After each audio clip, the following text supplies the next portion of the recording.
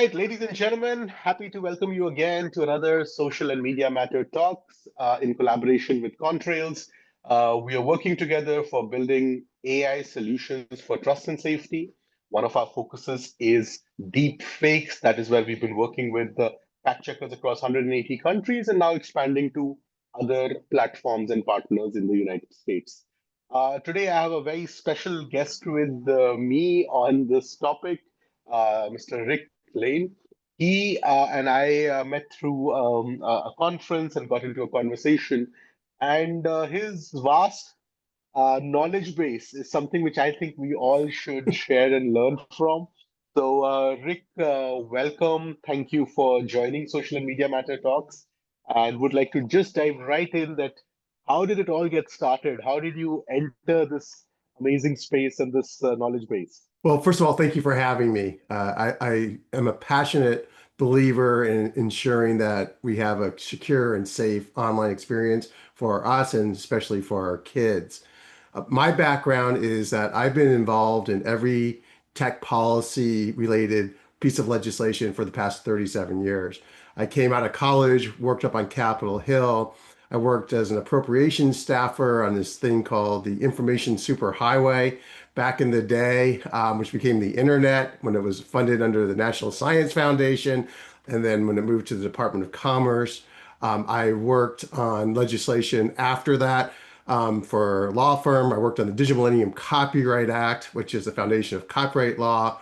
I worked on the Telecommunications Act of '96, which created the CDA, the Communications Decency Act 230, which is liabilities. And I always say my favorite bill I worked on in my career, and the only one I have hanging up in my office, is the e-sign legislation. And the e-sign legislation is what, to me, finally commercialized the internet. It allowed for digital signatures to be valid. And that was a hard fought bill. That was when I was at the US Chamber of Commerce. We fought with a lot of civil society who thought this would be used for fraud and elderly concerns and all these other things, and they almost killed it. But with the folks in the Department of Commerce, Andy Pincus, who was the general counsel there, and the coalition that we built, we were able to finally get that legislation enacted into law. It was the first piece of legislation signed as a e-sign, but of course they had to sign it first with the original pen, because until they signed it with the original pen, it wasn't law. So it's one of those great things. But I got a nice note from the chairman of the House Commerce Committee, Chairman Bliley at the time, of all the work that we were doing in this space, and he gave me a signed copy of the legislation. So my background is, as I said, pretty extensive. In the child safety space, always thought about child safety, but it really became paramount to me when I was at News Corp and I was the point person for domestic legislative affairs, and News Corp bought MySpace. And at that time, it was the largest social media company. And what I always like to say is that the first time I saw Rupert, I said, "Thank you for the job security. You have no idea what you bought." I put together a meeting in Santa Monica with the leadership of MySpace that they didn't want to have, talking about all the issues that we need to address from a child safety perspective. They were trying to ignore it and not want to do it. 2 weeks before the meeting, we got a letter from 50 state AGs saying that they were going to investigate MySpace. So the meeting became very, very much of interest to the corporates and the folks at MySpace.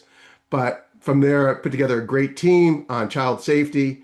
And then when I left News Corp, I really wanted to continue my efforts in the child safety space. So I volunteer my time advising about 200 child safety groups on tech policy, and I've been doing that since 2017. Yeah, amazing, Rick. And this is just one of the first things we are doing together, but I really look forward to working more with you. And when you said e-signatures, it just kind of blew my mind that DocuSign, a platform that we use and most of the internet is using. But you're right that there would not be a single way to build a business unless people could sign digitally. And I think the civil society was also right, where every new technology will also lead to a bit of fraud. So I think from e-signatures to coming into something we are tackling in 2025, deep fakes, right? And United Hmm. States has come out with a law, Take It Down Act. It is not perfect, but it is a good step in the right direction, I would say. It is criminalizing non-consensual, intimate images created through artificial intelligence, and Hmm. it is something which I think again, the 80-20 law applies that we've got it 80% right. 20% can certainly be improved. There are lots of nuances where, the 48-hour takedown time, the keeping it down time, which is something that, to ensure that it stays down. So yeah, would love to hear your thoughts about it. And since you are so deeply involved, would also like to, put you in the spot and ask, do you know about the background that what started this thought of take it down? Where is the inception of this act, and what are your feelings about it? Yeah, no, as you mentioned, it is an important first step in the AI deepfake world, especially on protecting kids, but everyone else in this non-consensual. As we say, with children, it's always non-consensual. So that doesn't, apply. That's why there's two separate sections. The It originated really from parents wanting to protect their kids. There was a parent in Texas who had reached out to Senator Cruz's office about this issue, and that got the committee and the staff thinking about how to address it and what to do about it. And if you look at it, it basically is a copy of the Digital Millennium Copyright Act, the DMCA. That's the structure of the legislation. It's a notice and takedown provision. And there's some differences in the legislation that I think we should fix between the DMCA. As one who worked on the DMCA back in the day, I know the history of that as well. So I start, but the impetus for this was really, as most people don't realize here in the States, it was parents talking to a member of Congress and saying, hey, we have this problem online. How can we fix it? And from there, people began to rally around it. Organizations like NCOSI and the National Center for Missing and Exploited Children and others began to support it. And then it got broader, and then it just kind of snowballed into a very positive bipartisan piece of legislation. But the ceiling of it really came down to when Melania Trump endorsed it, and that got the president interested, and then everybody on the Republican side wanted to be part of it, and of course the Democrats want to be part of it because it's an important piece of child safety legislation, and people knew in this deep fake era that they themselves could become vulnerable to these types of harm. Yeah, yeah, totally. And I mean, Take It Down has some really important aspects, but something that we were also discussing. I think beyond intimate images or intimate deepfakes, let's call it that, deepfakes by themselves might not be intimate, but are being used for cyberbullying. And something that, when I started my career, and it's still one of the strongest laws globally as well, is COPA, right? So I think what happens in the States has a global repercussion where other countries start looking into it. Also, when it comes to internet companies, most of the biggest ones are coming out of the United States. So if they are safer at home, probably they'll do a better job across the globe.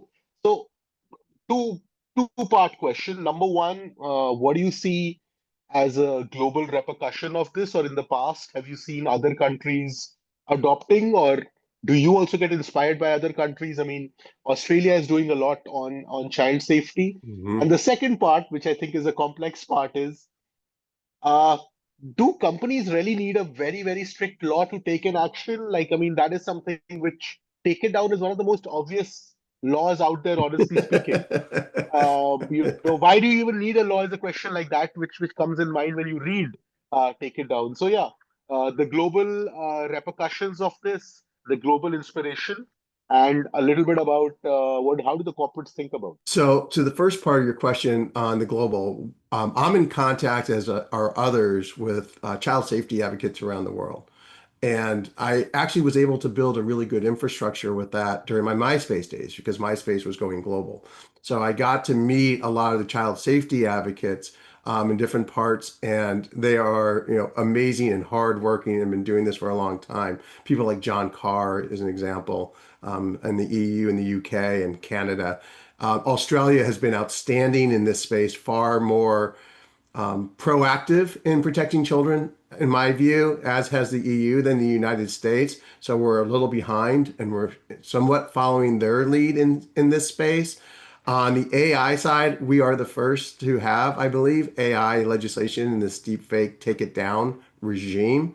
And so I'm hoping that other countries will follow us in that space. But there's this saying in the early days of the internet that people still say today, which is the internet is borderless. And that is not true. I always like to say that if you look from, space, Earth is borderless.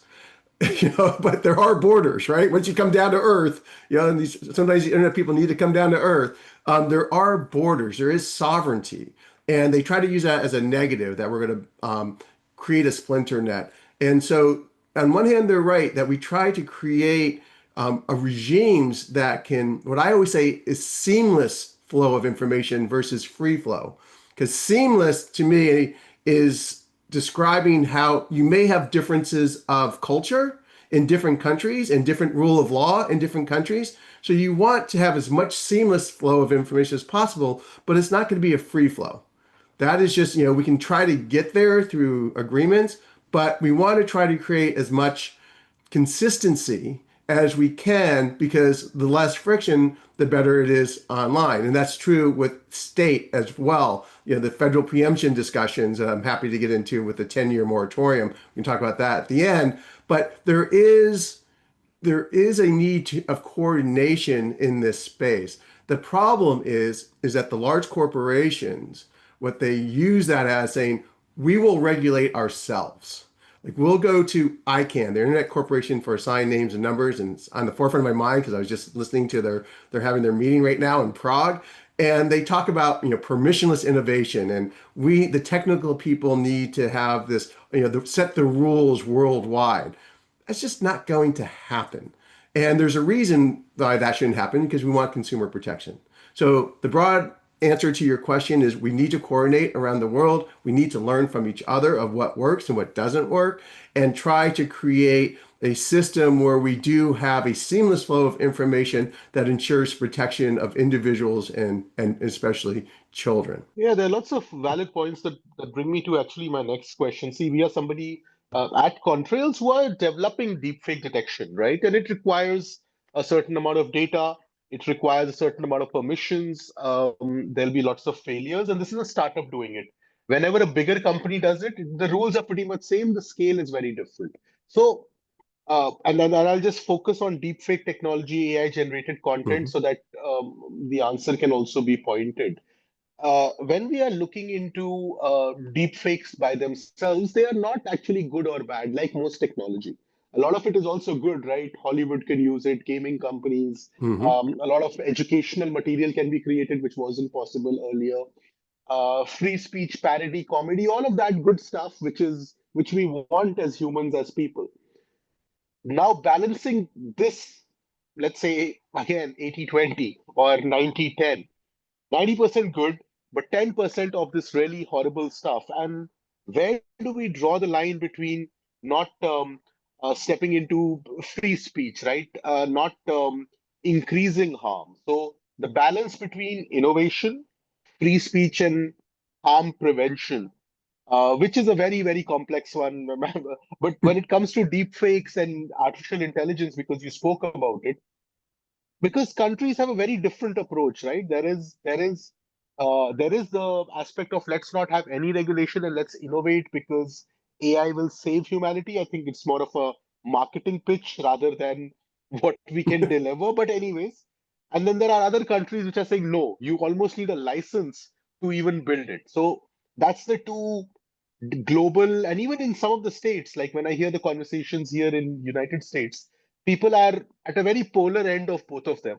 But would love to know what is your approach and how should one do it, given your experience that these mistakes of the past are not repeated while we come to AI and this new technology that we all have. Yes, and as I always tell people, I'm a U.S. Chamber alum. I believe in the marketplace and capitalism, and that there is too much litigation that can stifle innovation.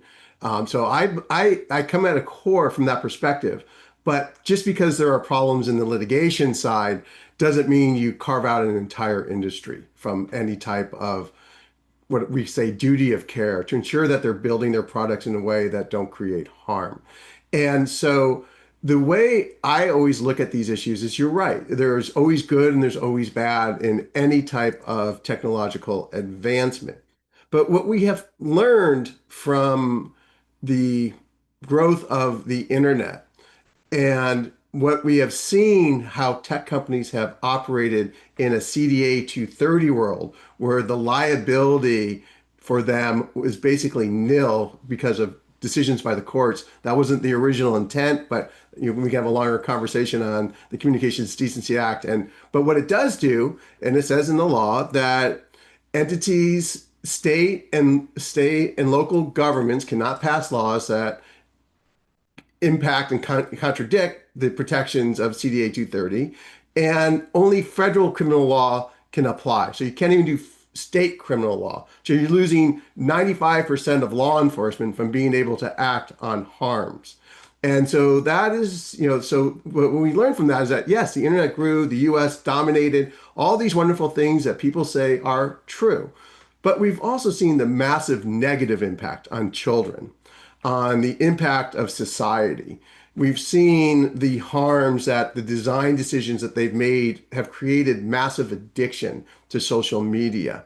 And that it's basically the same chemical reactions in the brain of social media and how they designed it as heroin in terms of its interaction from the electrical standpoint. So they have created a tremendous amount of good, but they've created systems knowing the vulnerabilities, especially of children and young people, that have made a tremendous amount of addiction, and because of the power can create tremendous amount of harm. And so what we need to do is, I believe in permissionless innovation, but permissionless innovation doesn't mean I get to steal your intellectual property or I get to harm children. I can design whatever I want to design in my garage, but once I put it out to the public, I have a duty of care. I should have a duty of care to ensure that what I have designed is not creating harm. I cannot create a new car company and say, I'm not going to test the brakes because I am small. I don't have the money to test. I should have complete liability of my new cars on the road because I'm too small and I can't afford the lawyers and I have all my money's in my engineering. And because let's face it, cars are now computers on wheels.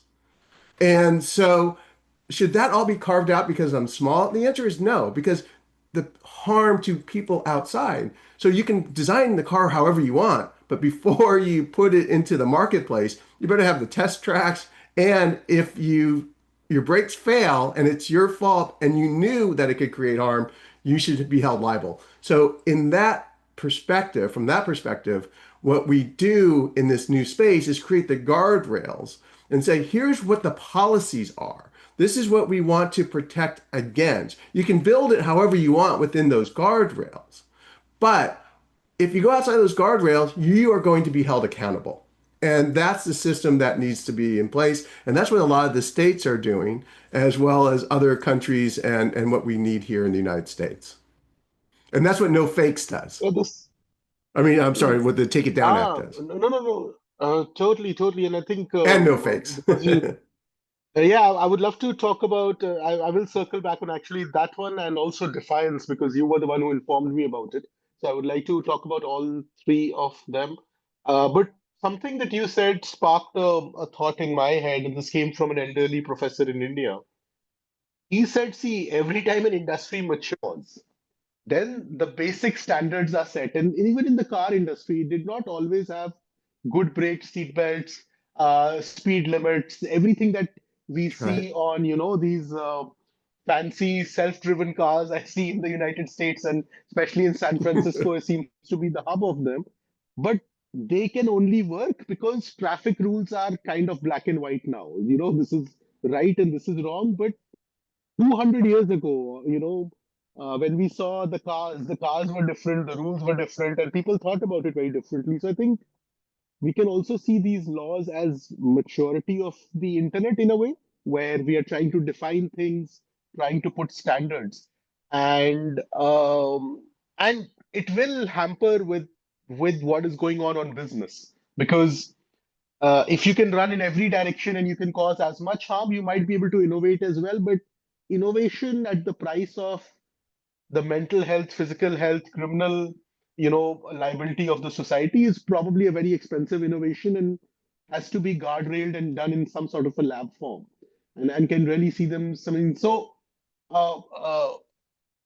there are three laws basically in and around deep fakes that are catching take it down we spoke about, but I would love to talk about no fakes and defiance as well, and how do you see a role of them, and actually more importantly, what do you see, will they ever be accepted, will we actually see them as guiding lines for the companies to follow? Uh, well, I always believe I will win in a legislative fight. So that's my own ego. So and arrogance, I would say. So I never go into a fight, on a legislative fight, thinking I'm going to lose because I think the policies that I'm working on with a lot of other groups, if I can't convince other groups to say these are good policies, then I'm not going to move forward and waste my time. So you got to convince others that this is important. And on those two pieces of legislation, defiance and no fakes, there is broad bipartisan support. So I am confident that we are on the right track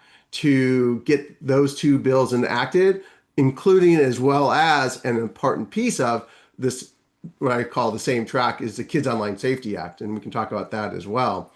But the two bills, so the Take It Down Act, as I said, was a good start because it had this 24 48 hour take down, stay down, which is critical. Even the DMCA doesn't have a stay down provision, which one of the things that the content community has always wanted was a stay down. But the big hole in it, from a parent's perspective on the child side, is that the enforcement of the stay down and take down is with the Federal Trade Commission.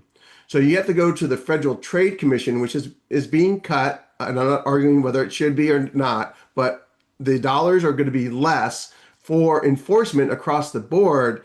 And so is the FTC going to enforce and have the investigative tools to go after a bunch of companies that are not taking it down or having it stay down? And then what about the companies that are based overseas? And that's another huge gap in this. And I can love to talk about that side of things and how it plays.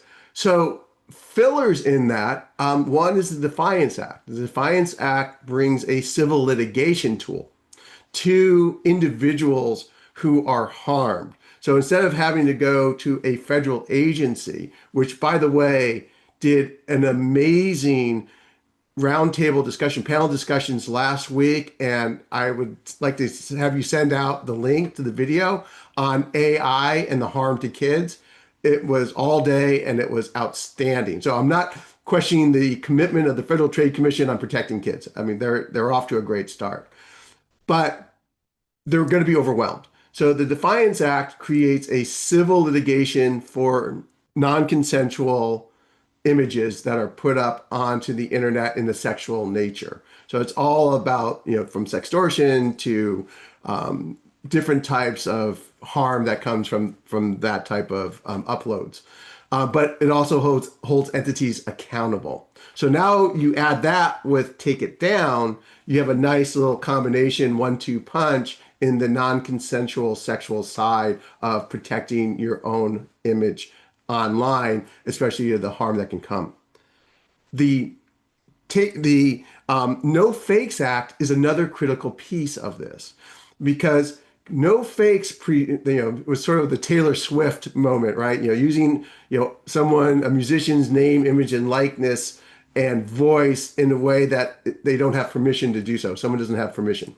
But if you're famous, like a Taylor Swift, In a lot of the states in the United States, you have protections. You have a right to publicity protection at the state level. But if you or me and someone's using our name, image, likeness, or voice in a way that we don't like, and that's on a website, we call up the website, or we can't call them up because they don't have phone numbers, but we email or contact the website somehow if you can. And we say, please take that down. They say, well, are you the copyright owner? And the answer is no. So you can't use DMCA takedown. Is it sexual in content?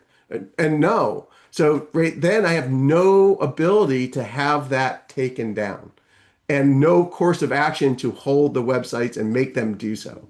So the No Fakes Act is for the rest of us. And when Senator Blackburn's office and Senator Blackburn introduced that legislation, I called her staffer and said, this is a great child safety bill. And she's like, well, she's thinking about it for, the music industry. And I said, because it applies to all of us. It applies to me and you. It applies to our kids because there's going to be harmful content using our name, image, likeness, and voice that is going to be on the internet, especially as deep fakes become more powerful and the tools become easier to use. So we need to have something for the rest of us to take it down in order. And so the No Fakes Act has a civil litigation. It has a provision in there that it has to be done as quickly as technologically possible, which kind of puts it in this weird space. Well, is a 48-hour notice or technologically feasible a better standard? So I'm talking to the staff about combining the two because you have a hard deadline of 48 hours, but technologically feasible over time could be instantaneous, right? So that way you have a ceiling that we can work up to, but you can't say, well, it's not technologically feasible. Well, it has to be under the Take It Down Act, right? So you can use the tools that are already in the piece of legislation. So you combine those three bills together and you create a real good ability to protect your digital self in this new online environment. And that's how those work. And then you layer that on top of the Kids Online Safety Act. That's a great piece. And also the final piece of all this is sunsetting Section 230. And then you have a nice platform of guardrails in this new AI deepfake world. Yeah, I mean, there's one point I would like to quickly touch upon is the feasibility of the 48 hours, right? I mean, in the space we are in and the technologies that we have, 48 hours is a world, changing time in the space of AI. I mean, tracking and removing content of an individual for most platforms is not a very complex job. I mean, you cannot probably 100% remove every piece of content which has my face on it, but you can do it in a matter of milliseconds if you really want to. So if the intent is there, detection of individual personas is not a very complex thing, right? I mean, it can be done in theory. So I think, and I believe, coming from the field, and I did a video about it, everybody spoke about the same thing, that 48 hours is too long. If my deepfake nude video is on the internet, it does not matter if I'm famous. Actually, if I'm not famous, it's even more harrowing for me because famous people have a thicker skin. They are used to public, trolling and things like that. But a common person, their world comes down. If my family, and in many cultures, this would lead to, we are seeing it in India. So I think the Mm-hmm. 48-hour part is really something that I look into with a magnifying glass. But um, something that you mentioned right in the beginning of your answer, which was cooperation, right? So even on the other side, we have multiple laws and guidelines and rules coming, but role of technology for cooperation, both national and international. For example, in deepfake, we are seeing something like C2PA come up, where all the big companies, be it Adobe, OpenAI, are signing up to ensure that they leave some sort of a Mm-hmm. watermarking to ensure content provenance. AI detection tools like Contrails, Reality Defender, Professor Hani Farid, all of us are working hard.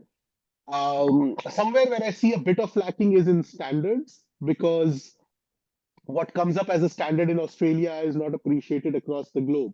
But would love to hear your thought about it because, like you said, internet is without borders in a way, but internet is with the borders because countries have borders. How do we make it work? And one important part I really want to cheer over here is actually law enforcement agencies and enforcers. That every law gives them the power to get us justice. This is something that we need to remember. And like you said, a lot of law enforcement people are doing some great jobs. But what should they do if there is not a law? So cooperation is the key to this question. And how do you see it kind of evolve in 2025 and the coming years? Yeah, on the cooperative side, and you're right, there's going to be, it's great to have one standard in terms of how we take these things down. And I think over time you can create that. I think the Take It Down Act does create a standard process method of what information do you have to provide in order to have it taken down. And you have similar types of standards in the DMCA, in the Digital Millennium Copyright Act for copyright takedown. So those are basically now worldwide. It's through the World Intellectual Property Organization, WIPO. So there's a lot of standardization done in that space, and we could apply that. It's going to take some time to do, but at the same time, it can be done, and especially as you automate these systems. And so I agree with you that the 48 hours is probably too long, but that's why it's important that we do what the No Fakes Act does and says technologically feasible, because that gives you the all of a sudden you can't say, oh, I can't do it. Well, yes, you can. Well, I don't want to spend the money on a technology. Well, yes, you have to, because you're not in compliance. You're going to have to do it in 48 hours anyway. So there is incentive, and this gets to the incentive side. You had asked a question earlier, which is really important. Why do we have to pass laws? Aren't companies going to do these types of sensible, moral things to begin with? And the answer is no. To be quite honest, we see what happens with companies that are overseas, like TikTok. We saw it with Instagram and Meta, move fast and break things. We've seen it with Google. I mean, let's face it, YouTube was built on piracy, breaking the law. It wasn't on just cat videos. It was stealing other people's intellectual property and then getting away with it and becoming so big. So they won't do it. You have a fiduciary responsibility, especially as a publicly traded company or to your investors, to get the most money you can with the least amount of cost. That is your job as a company. But so there are some companies that will take a moral stand. I felt very fortunate that when we bought MySpace, I had the CEO of News Corp say, we're going to clean this up and make it safe. And so that gave me carte blanche. Now, look what happened to MySpace. Some may say because we took those steps that we didn't roll out certain functionalities, even though we could legally, and it made sense economically, we didn't because it was harmful to children, that Facebook came in and just, crushed us. And so because I would hear that from our business guys, like, Rick, Facebook is doing these things. They're going to do these things. We need to get ahead of it. And we would sit down with our child safety team and say, well, it's going to harm kids. And they're like, well, but we have 230 protections. And well, Rupert said, he wants to make this the same. So we can have that conversation with it. And I'm sure what we've heard is those conversations may have made it to Zuckerberg, but he didn't care enough to do anything about it. And so companies are companies. And again, I love capitalism, but then you have to have the rule of law and the regulations around that. So those are the Oh, pieces that we need to make sure.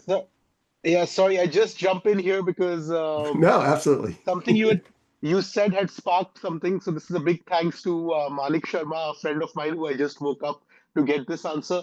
Professor Scott Galloway, who's really famous and knows these companies and the leadership on a first name basis. He was not able to pull down his deep fake from one of these platforms and did actually a whole podcast on it. So when you spoke about companies being helpless or not wanting to do something, I think from outside it is regardless. Let's just take it positive that they want to do something but can't. That Right. is an even bigger problem because that means you have created a car which is driving where it wants and even you can't control it. I believe Or creating AI that you can't control, but that's a longer conversation. no, but it's absolutely right, right? When we put something out in the public, and this is a very basic, this is even before the internet. If my product is in the public, it has to be safe for the public. The person using it, the person in that environment. This is a very basic stance.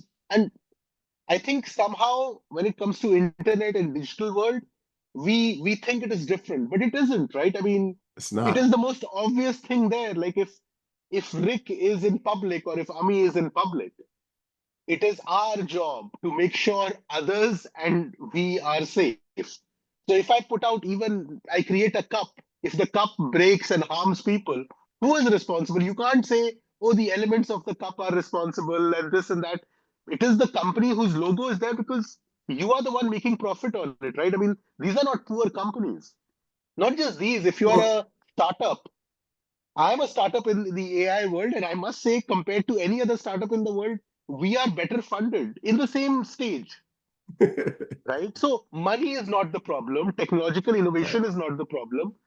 How can we not achieve safety? Sorry, I had to jump in there because Manik's message came, but it just kind of sparked a lot of thoughts there that are the companies really that helpless? And if they are helpless, then we are in really big trouble. Because That is, will you mhm. can get, right? I mean, you can become willingful just by changing your attitude. But if you can't achieve that because of your structure or design or something, then it's a big problem. Yeah, so in all these debates up on Capitol Hill, going from and SOPA PIPA, if people are listening will remember the fight in the U.S. and I was very much involved in helping design that legislation in the House and Senate. But you made a valid point about a coffee mug.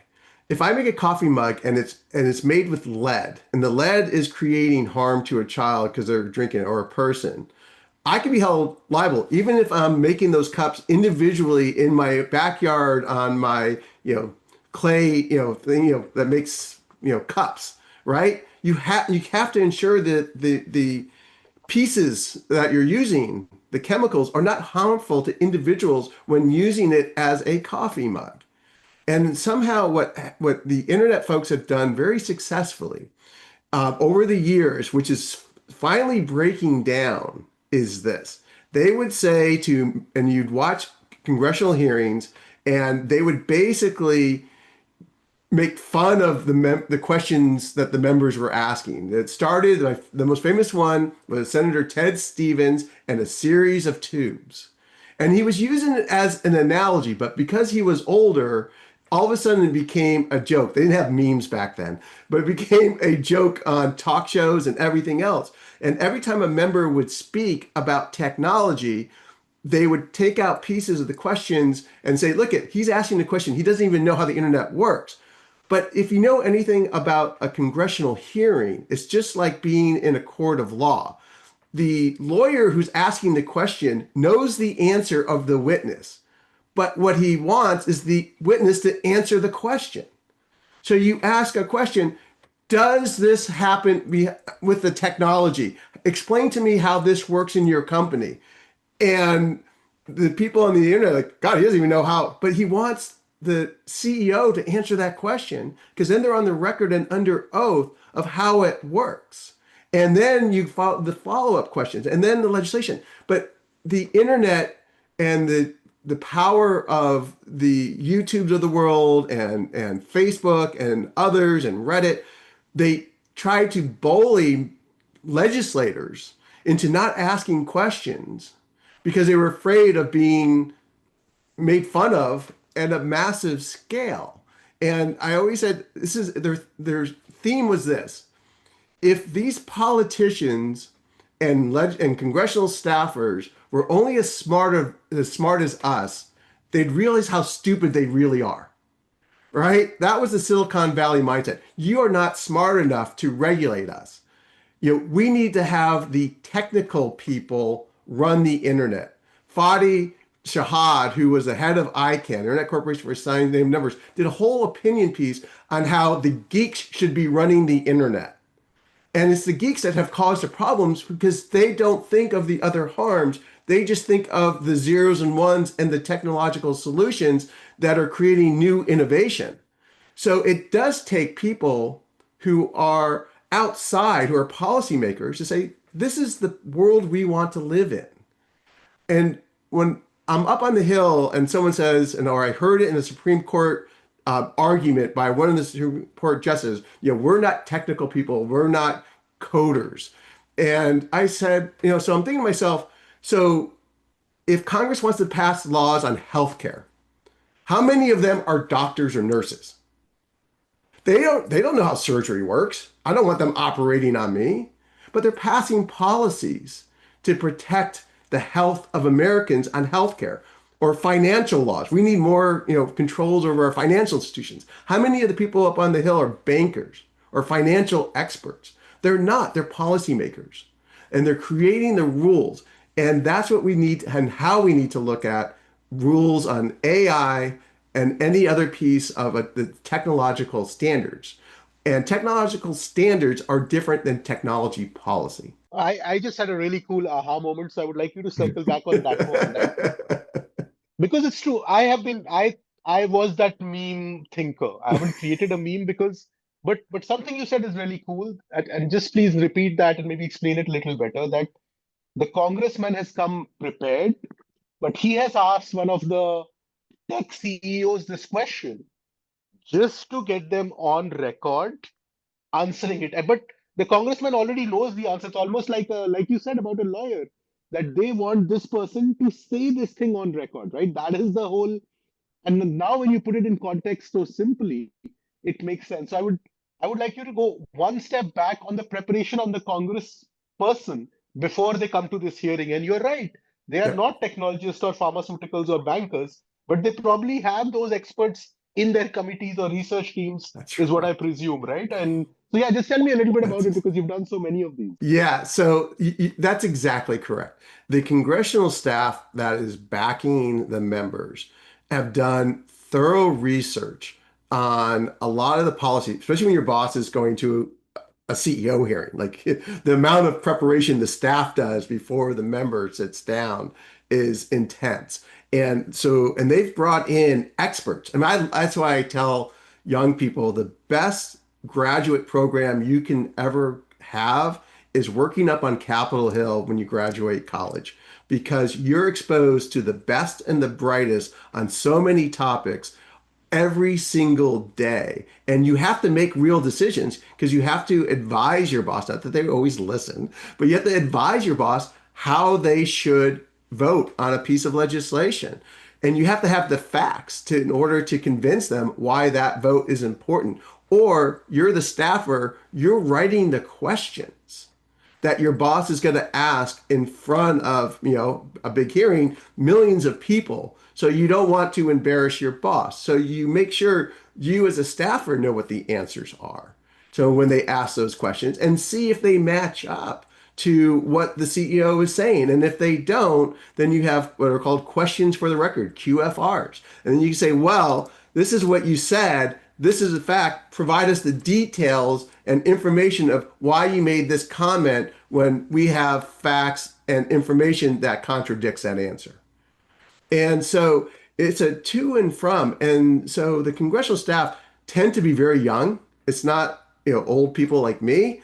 The members are now starting to get younger. I guess because I'm getting older. They seem much younger now. But the staffers are literally on the House side 23 to 32 years old. They've grown up in this tech era. They grew up with MySpace at the beginning if they're 30, or Instagram, if they're in their mid and early 20s.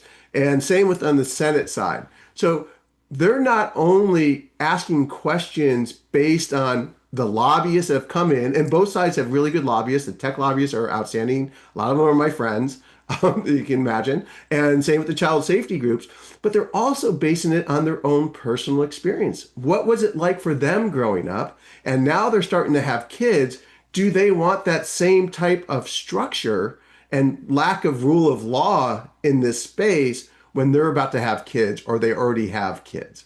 And that's the dynamic that has changed. because this is the first congressional staff kind of folks who grew up with this stuff.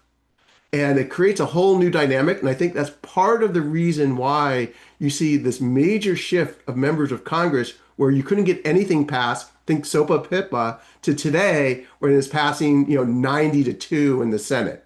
And it's because the staffers are not enthralled by this new tech.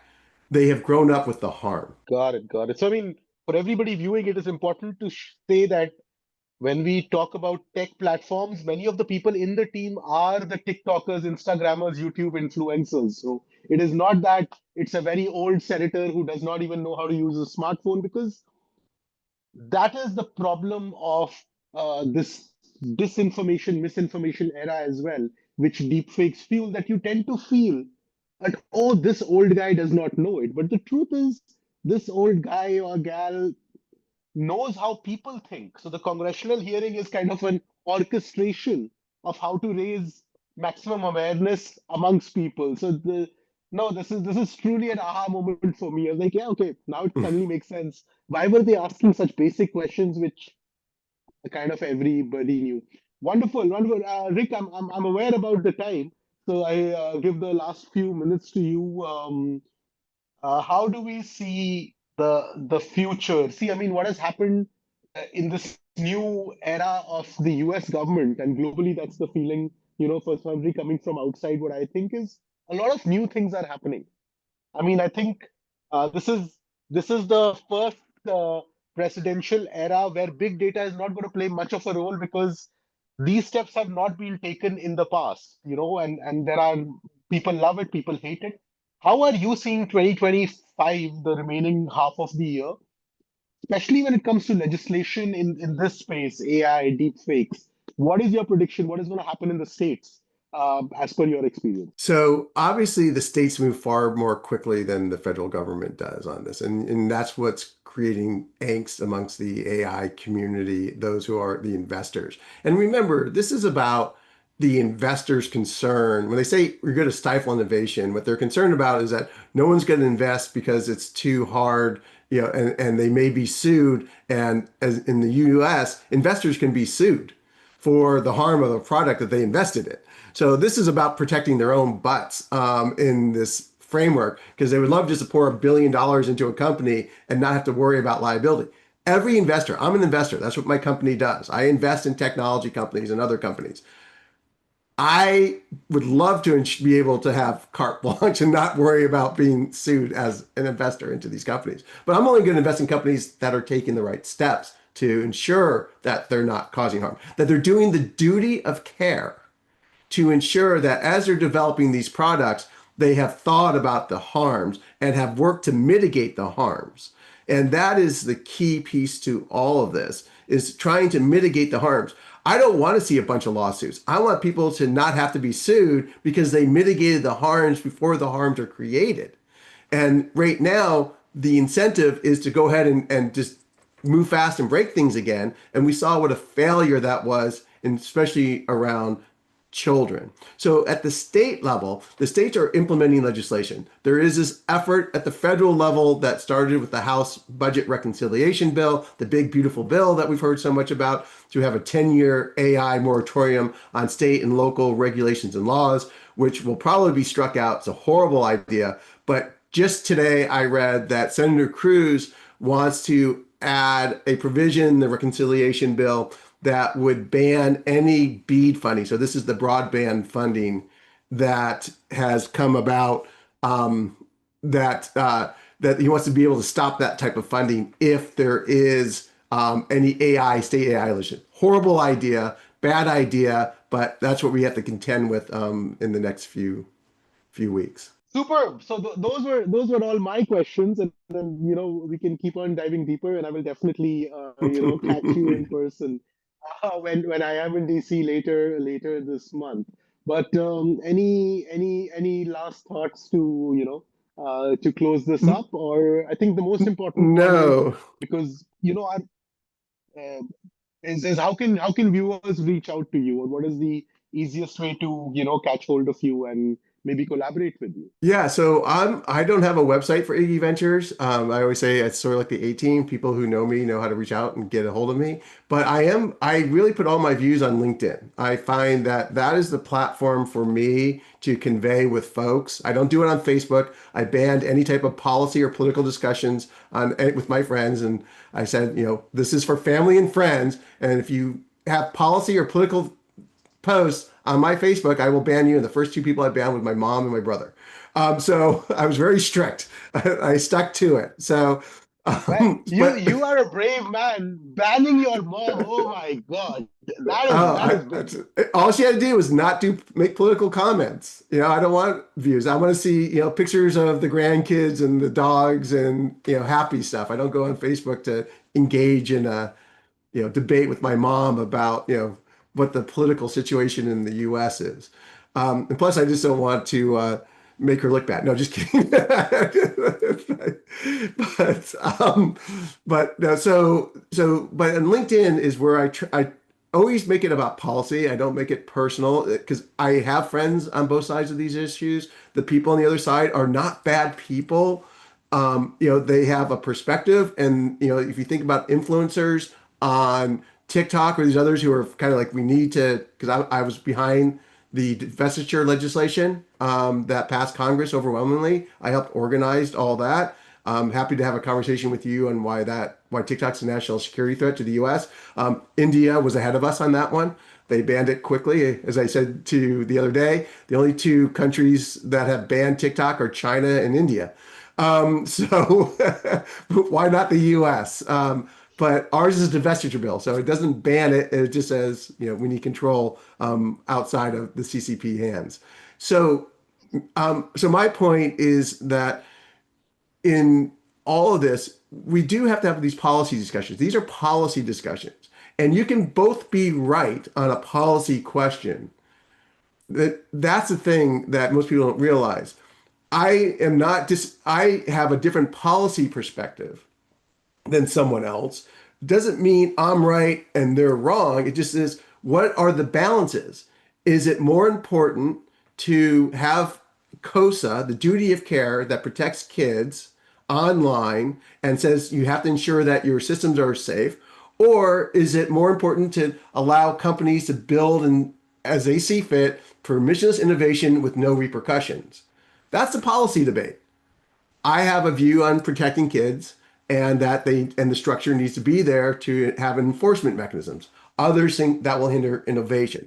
And they're right in the sense that it will hinder innovation because they don't have to worry about any ramifications. And it's just like a chemical company dumping toxic waste in the river, right? It's, yeah, that's a decision. Should they be able to do it or not? That's a policy decision. And right now, dumping harmful waste in a river is illegal.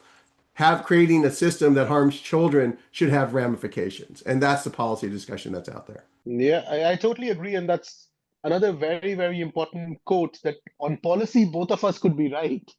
It's Yes. it has a lot to do with time, short-term thinking, long-term thinking, and usually where I am impressed, and this is reading, a lot of what's happening in the US, Europe, India, of course, is somewhere where I'm very deeply involved, is it's a mix and match. It's not a question of this or this. It's kind of a midway where we take both the perspectives and add an and also look at it as a process. Like the Hmm. chemical dumping, it wasn't always illegal. Back in the day, it wasn't. No. Then people realized, oh my God, it leads to poisoning and we will mess up the planet. And now it is. And it could be that sea dumping isn't illegal today, but will be tomorrow, and we will find a better way. So I think what is important, and this is where experience is far more important, is how things have gradually improved. Civilization and laws are not known to us. This is a very man-made thing, and we are at the very beginning of it. Like if you really look into history of things, we don't have a clue about multiple laws. I mean, most of the people talking about AI and building AI did not even know there was something like this 10 years ago, not even a decade before.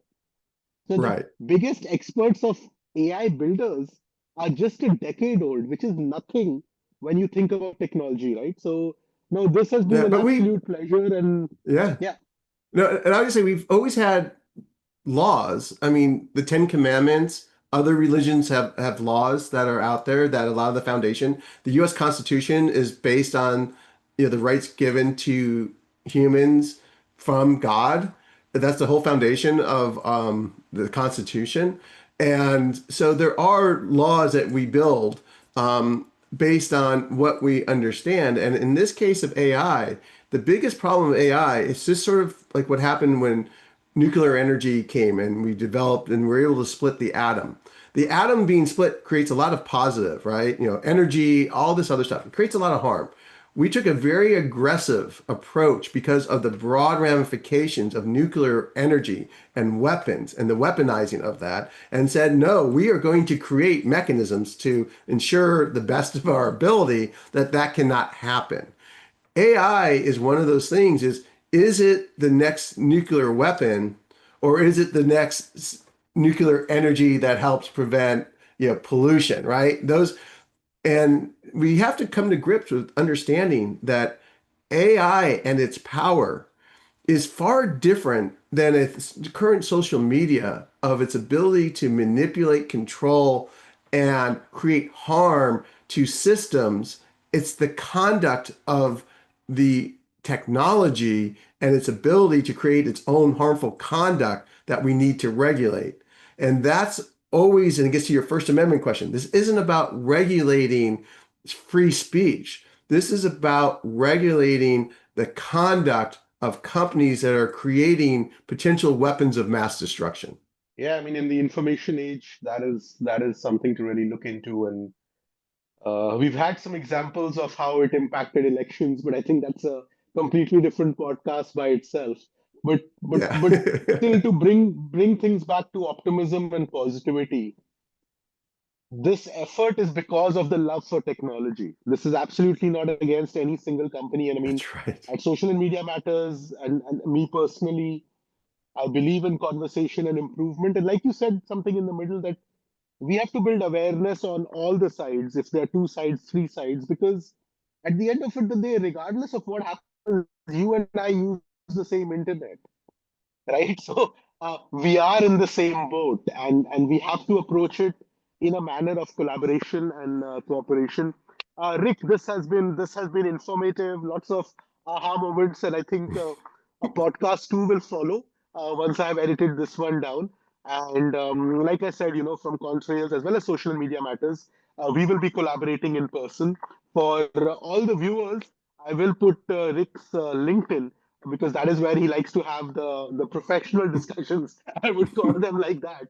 Professional And only. yeah, professional only. So people, please reach out to him. A great knowledge base over there. Like I said, somebody who's been involved in policy as long as I have been on this planet now. That is a big work Thanks for experience. making me feel really old. I appreciate that.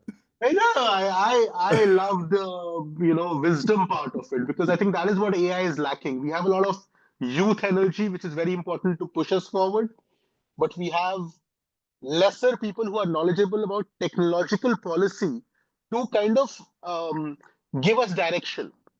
Right? We need to head forward. Completely agreed, but head forward in a positive, creative direction. That is also equally important. So yeah, Yeah, absolute none of pleasure. the Thank you issues are so much.